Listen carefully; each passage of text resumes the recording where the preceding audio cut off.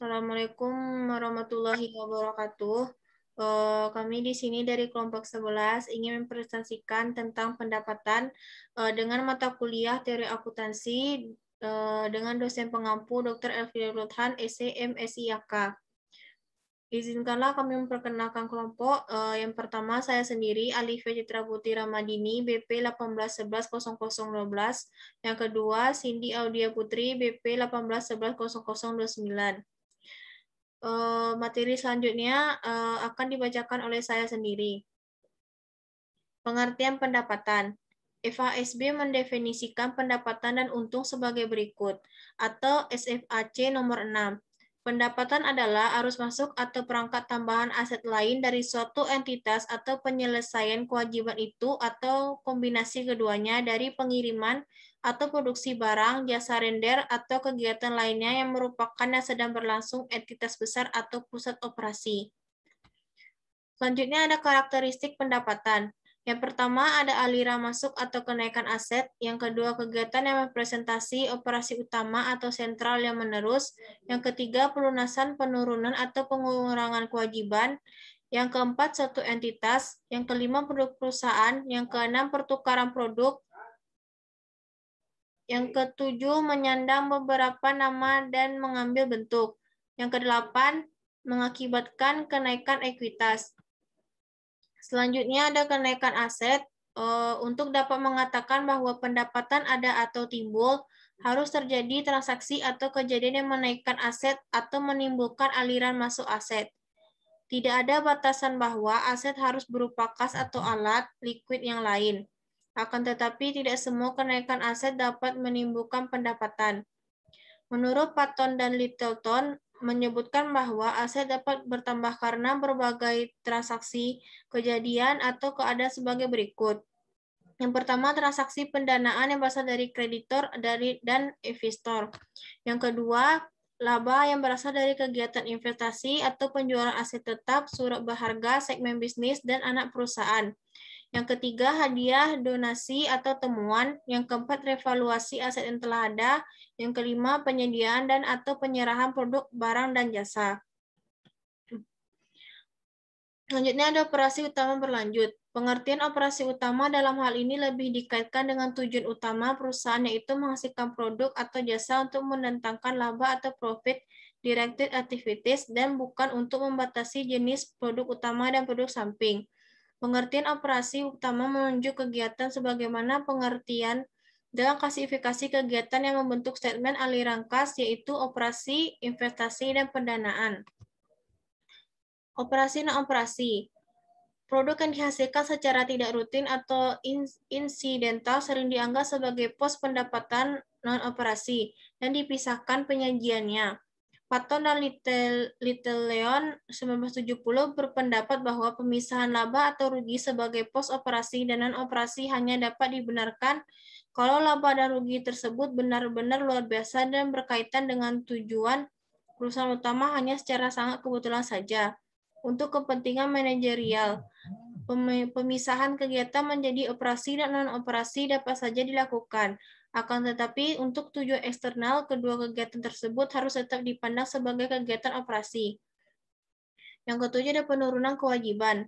Pendapatan tidak hanya didefinisi dari sudut kenaikan aset, tetapi juga dari penurunan atau pelunasan kewajiban, pengiriman barang atau pelaksanaan jasa akan mengurangi kewajiban yang menimbulkan pendapatan. Kejadian atau event pengiriman barang mengubah kewajiban menjadi pendapatan. Suatu entitas telah disebutkan dengan konsep kesatuan usaha, ekuitas secara konseptual adalah utang perusahaan kepada pemilik. Oleh karena itu, naiknya aset karena pendapatan akan mengakibatkan naiknya ekuitas. Ekuitas naik karena pendapatan. Jadi, naiknya ekuitas merupakan konsekuensi bukan sumber pendapatan, sehingga pendapatan tidak dapat didefinisikan sebagai kenaikan ekuitas. Produk perusahaan. Definisi netral terhadap konsep aliran adalah definisi oleh Patton dan Littleton menyatakan bahwa pendapatan adalah produk. Yang pertama, pendapatan didefinisi sebagai fisik bukan moneter. Yang kedua, definisi netral terhadap saat pada pengakuan aliran Yang ketiga, aliran aset dari pelanggan berfungsi sebagai pengukur tetapi bukan pendapatan itu sendiri. Selanjutnya, FASB menyebutkan untuk disebut pendapatan, kenaikan aset harus berasal dari penyerahan barang atau pelaksanaan jasa. Rincian lebih lanjut yang dibuat KEM 1990 mengenai kedua aliran atau fisik dan moneter. Analisis ada dua. Yang pertama, kejadian memproduksi dan menjual produk atau output. Yang kedua, objek, yaitu produk fisik itu sendiri. Aliran moneter. Yang pertama, kejadian menaiknya nilai aset perusahaan karena produksi dan penjualan produk ke konsumen. Yang kedua, objek, yaitu jumlah rupiah atau kos atau nilai aset atau produk yang dihasilkan untuk dijual. Pertukaran atau exchange. Patton dan Littleton memasukkan kata pertukaran atau exchange dalam definisinya karena pendapatan akhirnya harus dinyatakan dalam satuan moneter untuk dicatat dalam sistem pembukuan. Berbagai bentuk dan nama. Pendapatan adalah konsep bersifat generik dan mencakupi semua pos dengan berbagai bentuk dengan nama apapun. Pendapatan untuk perusahaan perdagangan misalnya disebut dengan penjualan. Untuk perusahaan jasa, pendapatan dapat diberi pewatas untuk menunjukkan kegiatan atau jenis jasa yang diberikan, atau pendapatan sewa, pendapatan jasa angkutan, dan pendapatan bunga. Untung, seperti pendapatan, kata-kata kunci yang melekat pada penggantian untung adalah ada 3. Kenaikan ekuitas atau aset bersih, yang kedua transaksi periferal atau insidental, yang ketiga selain yang berupa pendapatan atau investasi oleh pemilik. Selanjutnya ada FSAB merinci lebih lanjut transaksi, kejadian atau keadaan yang menimbulkan untung menjadi 4 sumber atau karakteristik, yaitu atau SFAC nomor 6 PRG 85. Yang pertama ada periferal dan insidental. Yang pertama yaitu penjualan investasi surat berharga, penjualan aset tetap, pelunasan utang obligasi sebelum jatuh tempo. Yang kedua, transfer non timbal balik dengan pihak lain. Hadiah dan donasi atau bagi organisasi non-profit dan penerimaan ganti rugi pemenang tuntutan perkara hukum. Yang ketiga, penahanan aset. Kenaikan harga sekuritas investasi, kenaikan nilai tukar valuta asing, dan kenaikan karena penahanan sediaan. Yang keempat, faktor lingkungan. Ganti rugi asuransi musibah alam yang melebihi kos aset yang rusak. Pengakuan pendapatan. Pengakuan pendapatan adalah pencatatan jumlah rupiah secara resmi ke dalam sistem akuntansi sehingga jumlah tersebut terrefleksi dalam statement keuangan. Pengertian atau definisi pendapatan harus dipisahkan dengan pengakuan pendapatan, bahkan pengertian pendapatan sebenarnya juga harus dipisahkan dengan pengukuran pendapatan. Dengan demikian, suatu jumlah memenuhi definisi pendapatan tidak dengan sendirinya jumlah tersebut diakui atau dicatat secara resmi sebagai pendapatan. Pengakuan pendapatan tidak boleh menyimpang dari landasan konseptual. Oleh karena itu, secara konseptual, pendapatan hanya dapat diakui jika memenuhi kualitas keterukuran dan keterandalan. Selanjutnya ada pembentukan pendapatan. Konsep pembentukan pendapatan menyatakan bahwa pendapatan terbentuk, terhimpun, atau terhak bersamaan dengan dan melekat pada seluruh atau totalitas proses berlangsungnya operasi perusahaan dan bukan sebagai hasil transaksi tertentu. Operasi perusahaan meliputi kegiatan produksi, penjualan, dan pengumpulan piutang. Konsep pembentukan ini sering disebut pendekatan proses pembentukan pendapatan atau pendekatan kegiatan. Pendekatan ini dilandasi oleh konsep dasar upaya dan hasil atau capaian serta kontinuitas usaha. Selanjutnya ada realisasi pendapatan. Dengan konsep realisasi pendapatan baru dapat dikatakan terjadi atau terbentuk pada saat terjadi kesepakatan atau kontrak dengan pihak independen atau pembeli untuk membayar produk baik produk yang telah selesai dan diserahkan ataupun belum dibuat sama sekali. Dengan kata lain, pendapatan terbentuk pada saat produk selesai dikerjakan dan terjual langsung atau pada saat terjual atas dasar kontrak penjualan atau barang mungkin belum jadi atau belum diserahkan. Yang kedua adalah dengan pendekatan transaksi, terjadinya pendapatan lebih berkaitan dengan tahap kegiatan penjualan daripada dengan tahap produksi. Konsep penghimpunan dan realisasi pendapatan sangat penting, artinya dalam pengakuan pendapatan, berdasarkan konsep upaya dan hasil, konsep penghimpunan pendapatan secara konseptual lebih unggul dan lebih konsisten daripada konsep realisasi bila dikaitkan dengan definisi pendapatan secara umum, karena didukung oleh konsep dasar dan hasil serta konsep homogenitas kos. Kepastian perubahan produk menjadi potensial jasa lain melalui proses penjualan yang sah atau semacamnya, atau misalnya kontrak penjualan. Yang ketiga, penguatan atau validasi transaksi penjualan tersebut dengan diperolehnya aset lancar atau kas setara kas atau piutang. Kriteria pengakuan pendapatan. Pendapatan baru dapat diakui setelah suatu produk selesai diproduksi dan penjualan benar-benar telah terjadi yang ditandai dengan penyerahan barang. Terjadinya kontrak penjualan belum cukup untuk mengakui pendapatan sebelum barang atau jasa sudah cukup selesai dikerjakan, walaupun jumlah rupiah pendapatan telah terrealisasi karena belum ada upaya yang membentuk pendapatan. Oleh karena itu, untuk memenuhi kualitas keterukuran dan reliabilitas dan untuk memenuhi konsep dasar, upaya dan hasil, kriteria pengakuan pendapatan didasarkan atas dua konsep yang saling melengkapi. Tersebut yaitu untuk mengakui pendapatan, pembentukan pendapatan harus dikonfirmasi dengan realisasi. Atas dasar pemikiran ini, FASB mengajukan dua kriteria pengakuan pendapatan dan untung. Yang keduanya harus dipenuhi yaitu SFAC nomor 5 PRG 83. Yang A, terrealisasi atau cukup pasti terrealisasi. Pendapatan dapat dikatakan telah terrealisasi bila mana produk, barang dagangan, atau aset lain telah terjual atau ditukarkan dengan kas atau klaim atas kas. Pendapatan dan untung dapat dikatakan cukup pasti terrealisasi bila mana aset berkaitan yang diterima atau ditahan mudah dikonversi menjadi kas atau klaim atas kas yang cukup pasti jumlahnya. Yang B, terbentuk atau terhak pendapatan dapat dikatakan telah terbentuk bila mana perusahaan telah melakukan secara substansial kegiatan yang harus dilakukan untuk dapat menghaki manfaat atau nilai yang melekat pada pendapatan. Menurut KAM 1990, pada halaman 243-252, mengemukakan kriteria pengakuan secara lebih teknis, pendapatan baru dapat diakui kalau dipenuhi syarat-syarat berikut. Yang pertama, keterukuran nilai aset. Yang kedua, adanya suatu transaksi. Yang ketiga, proses penghimpunan secara substansial telah selesai. Selanjutnya, ada saat pengakuan pendapatan.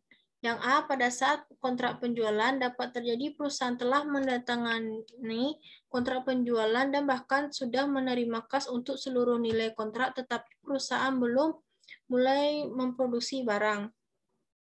Yang B, selama proses produksi secara bertahap, dalam industri tertentu, pembuatan produk memerlukan waktu yang cukup lama.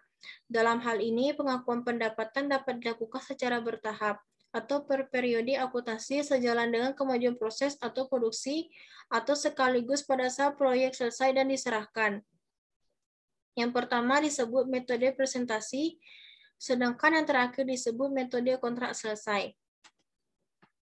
Akreasi berkaitan dengan pengakuan pendapatan sebagai fungsi kegiatan produksi adalah masalah akreasi, yaitu pertambahan nilai akibat pertumbuhan fisik atau proses alamiah lainnya. Per definisi, akreasi memenuhi pengertian pendapatan karena aset jelas telah bertambah dan banyaknya tambahan fisik tersebut dapat ditentukan secara objektif. Apresiasi. Mirip dengan akreasi adalah apa yang disebut apresiasi, yaitu selisih nilai pasar wajar aset perusahaan dengan kos atau nilai buku aset terdepresiasi. Dibanding apresiasi lebih kurang memenuhi pengertian pendapatan karena tidak berkaitan langsung dengan operasi perusahaan, tetapi lebih berkaitan dengan kondisi pasar. Menurut Patton dan Littleton 1970 sangat menentang pengakuan apresiasi sebagai pendapatan. Argumen yang diajukan diuraikan berikut ini. Yang pertama, ada apresiasi bukan merupakan transaksi. yaitu kenaikan nilai pasar semata-mata dengan cara apapun menghitungnya bukanlah merupakan pendapatan yang nyata. Apresiasi bukanlah hasil suatu transaksi atau kegiatan produksi. Apresiasi juga tidak menambah sumber ekonomi yang dapat digunakan untuk mendanai operasi. Yang kedua ada apresiasi tidak objektif. Dalam keadaan yang sangat khusus, apresiasi sangat merupakan alat atau cara untuk memperoleh tambahan aset likuid. Dengan demikian, apresiasi seolah-olah dapat diubah menjadi dana likuid melalui proses peminjaman atau utang. Kenaikan nilai aset melalui penerbitan obligasi atau kontrak utang lainnya tidak sama dengan penjualan atau pertukaran aset yang sebelumnya dimiliki perusahaan. Selanjutnya ada penghematan kos. Prinsip yang masuk akal adalah semua jenis potongan pembelian diperlakukan sebagai pengurangan terhadap kos nominal pembelian sebagai tambahan pembayaran karena ketidakmampuan membayar dalam periode potongan merupakan rugi.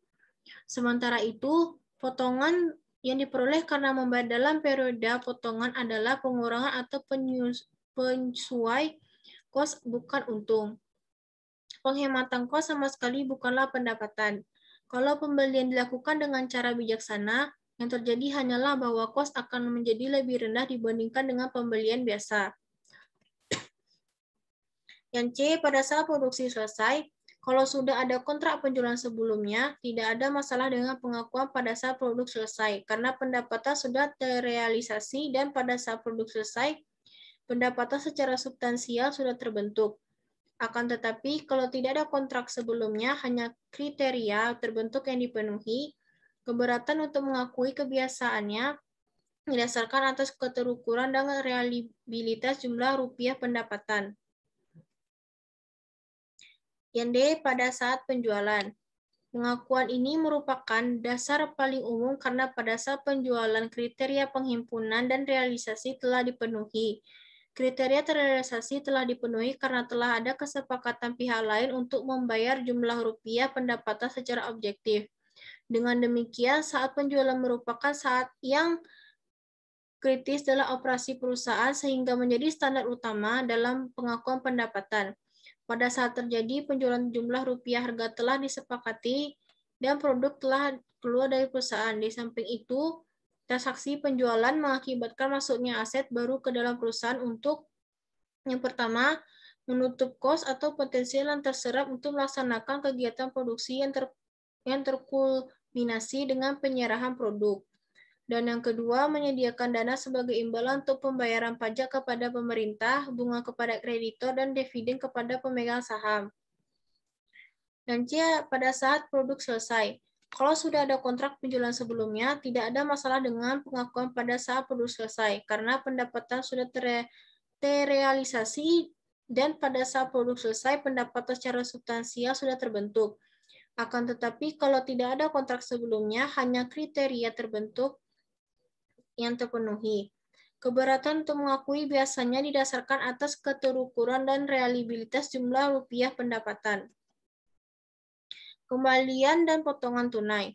Kembalian atau return untuk suatu periode yang timbul akibat barang cacat atau surat dicatat dengan membalik jurnal yang telah dibuat pada saat penjualan dengan jumlah rupiah pengembalian. Dalam hal ini, FASB menetapkan bahwa kalau suatu perusahaan menjual produknya dengan hak mengembalikan, maka pendapatan dapat diakui pada saat penjualan.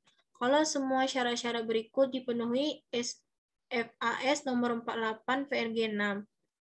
Yang A, harga jual cukup pasti akan atau dapat ditentukan pada tanggal penjualan. Yang B, pembeli sudah membayar kepada penjual atau pembeli berkewajiban untuk membayar penjual dan kewajiban tersebut tidak tergantung pada laku tidaknya produk dijual oleh pembeli. Yang C, kewajiban membayar oleh pembeli tidak berubah dalam hal terjadi pencurian atau kerusakan fisik produk. Yang D, pembelian benar-benar ada secara substantif, artinya pembelian merupakan suatu badan secara ekonomik, disebut sebagai perusahaan bukan sekedar formalitas. Yang E, penjual tidak mempunyai kewajiban yang material untuk melakukan tindakan di masa datang yang secara langsung menjadikan pembeli mampu menjual produk bersangkutan. Yang F, jumlah rupiah kembalian dapat ditaksir secara layak. Apabila penjualan dan kos barang terjual tidak diakui pada saat kontrak karena syarat-syarat di atas tidak dipenuhi, pengakuannya dapat dilakukan pada saat hak pengembalian telah habis atau pada saat semua di atas telah terpenuhi, manapun yang datang terlebih dahulu. Baiklah, slide selanjutnya akan dibahas oleh Cindy Audia.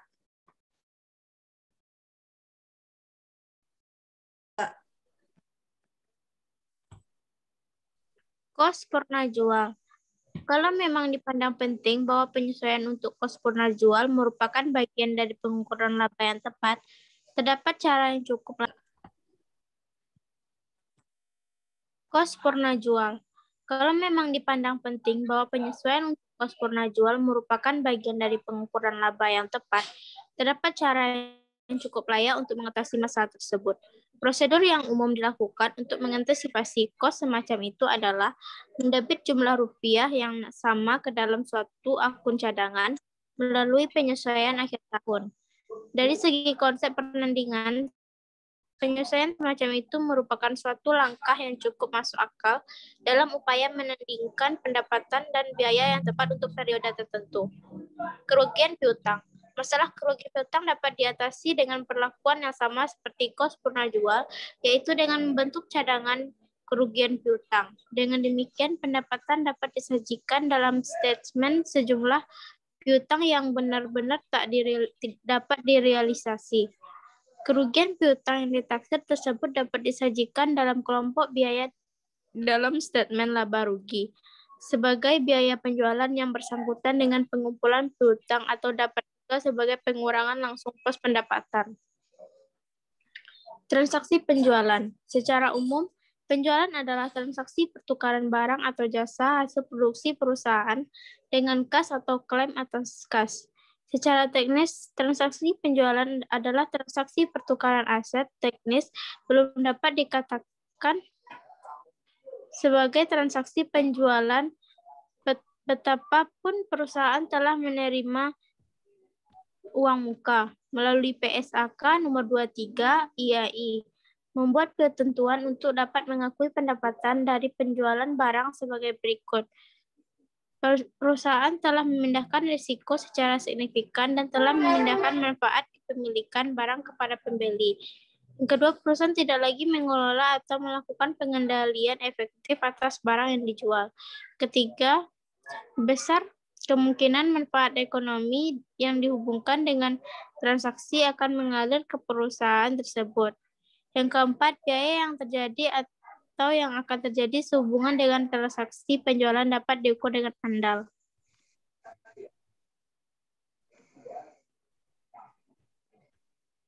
Pada saat kas terkumpul, pengakuan pendapatan pada saat kas terkumpul sebenarnya merupakan pengakuan pendapatan berdasarkan asas kas. Alasannya digunakan dasar ini adalah adanya ketidakpastian tentang kolektibilitas atau ketertagihan piutang. Dengan cara ini, pendapatan diakui sejumlah kas yang diterima pada saat kas diterima atau terkumpul dan baru kemudian menentukan biaya yang berkaitan dengan pendapatan dasar kas tersebut. Jasa dikonsumsi dalam jangka pendek. Saat penyerahan jasa atau saat penerimaan kas keduanya dapat dijadikan pemicu untuk pengukuran dan pengakuan pendapatan. Jasa dikonsumsi dalam jangka panjang.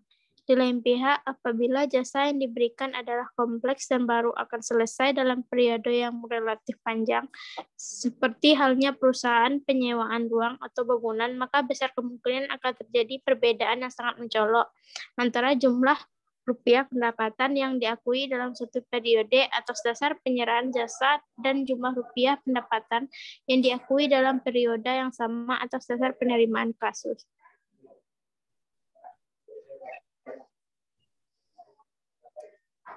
Argumen pendukung.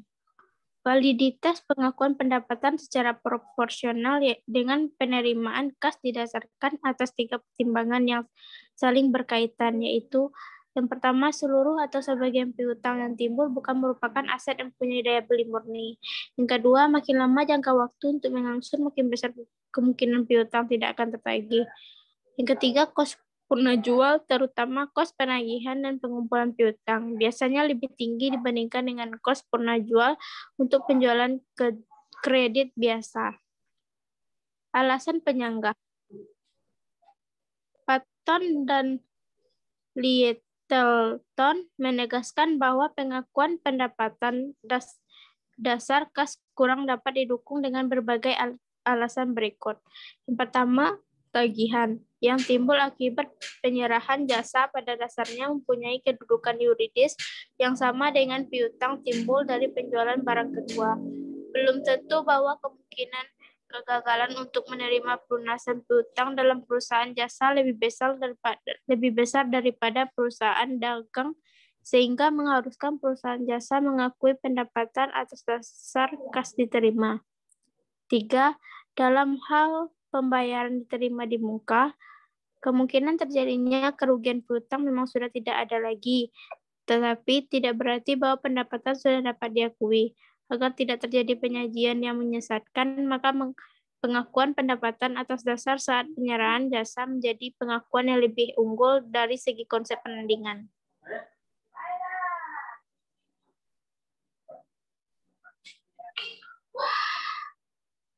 Prosedur akuntansi dasar kas.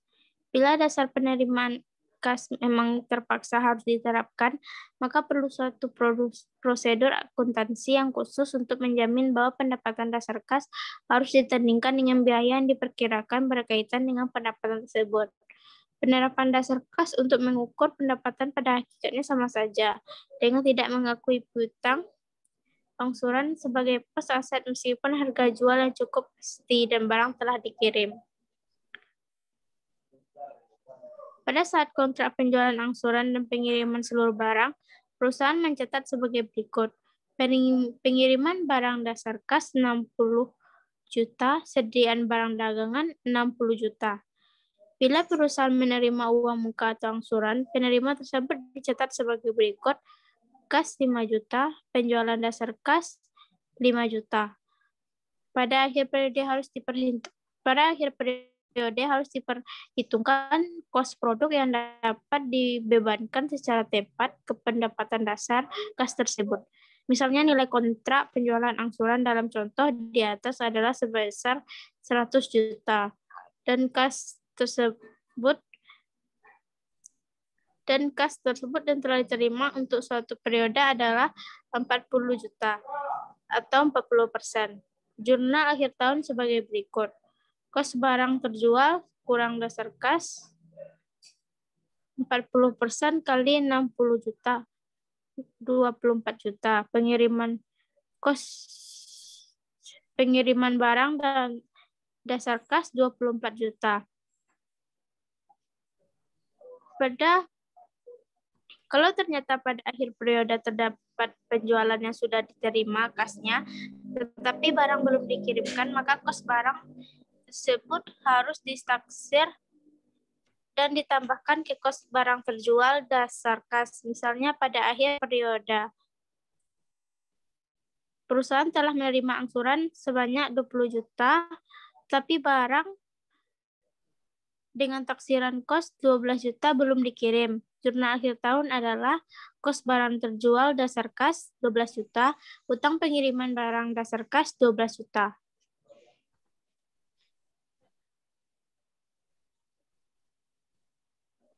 Biaya administrasi dan penjualan.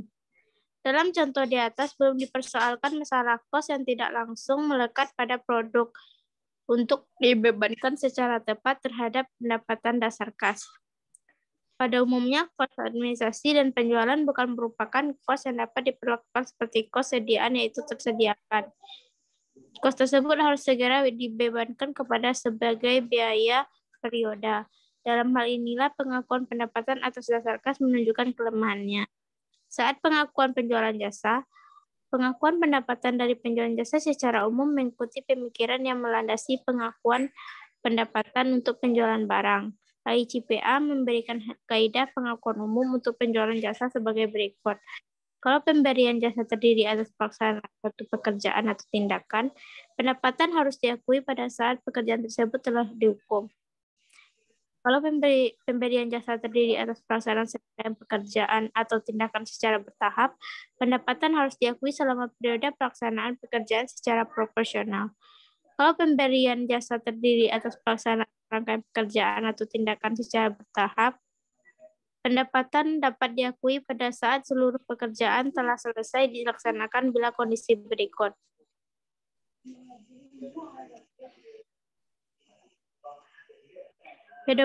Pedoman umum pengakuan pendapatan. Dari uraian tentang karakteristik, pengakuan, penghimpunan, dan realisasi pendapatan di atas beserta konsekuensinya terhadap saat pengakuan. Dapat disusun suatu pedoman umum pengakuan pendapatan termasuk untung dan rugi.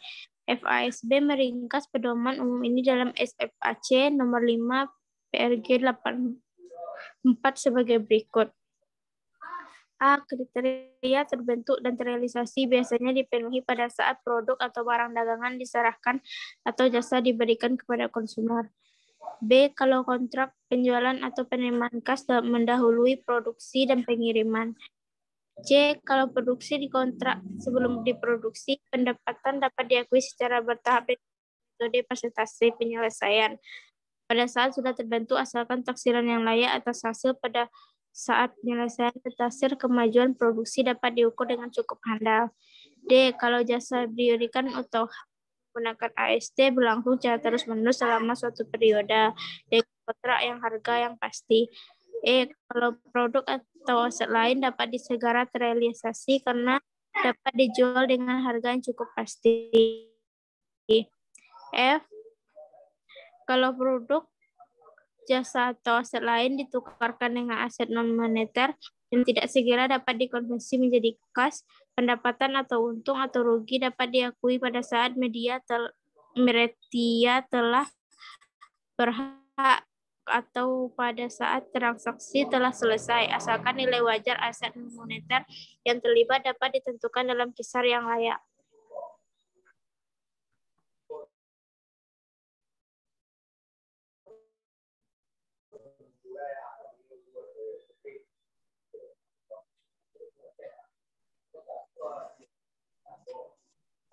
Prosedur pengakuan. Kebijakan akuntansi perusahaan harus menetapkan kejadian atau kegiatan internal apa yang dapat digunakan sebagai pemicu pencatatan ke dalam sistem akuntansi. Untuk perusahaan pada umumnya, selesainya pembuatan faktur bersamaan dengan pengiriman barang adalah saat yang paling tepat dalam memberi bukti untuk pencatatan penjualan. Penyajian, masalahnya yang berkaitan dengan penyajian pendapatan adalah pemisahan antara pendapatan dan untung dan pemisahan berbagai sifat untung menjadi pos biasa dan luar biasa dan cara menuangkannya dalam statement laba rugi. Baiklah, sekian dari hasil presentasi kami tentang pendapatan.